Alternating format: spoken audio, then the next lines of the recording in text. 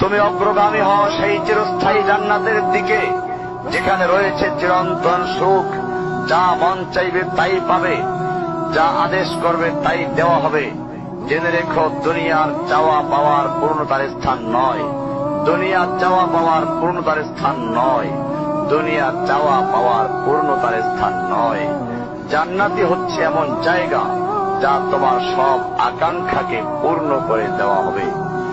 চির কিশোর সেবকগণ, চির যৌবনা সঙ্গিনীগণ, ফল মূল, গোস্ত, দুধের মধুর শরাবের নহর, উত্তম বাসস্থান ও বিছানা, চির আরাম, চির যৌবন, চির সুখ, অসংখ্য নেয়ামতের মাঝে সবচেয়ে বড় নেয়ামত হবে তুমি আল্লাহকে দেখবে। শুধু তোমাকে এটা বলাই যথেষ্ট মনে করছি, সবচেয়ে কম মর্যাদার যে জান্নাত লাভ করবে তা হবে দুনিয়ার 10টির সমান।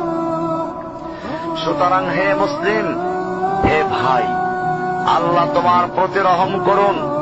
এই বার্তা তোমার কাছে পৌঁছার পর আশা করি তুমি তা তোমার পরিবর্তন এবং সংশোধনে যথেষ্ট হবে। গতানুগতিক চিঠি হিসেবে নিও না আমার এই পত্রকে, ফেলে দিও না। এটা ফেলে দেওয়ার নয়, আল্লাহর জন্য বলছি। এর দ্বারা নিজের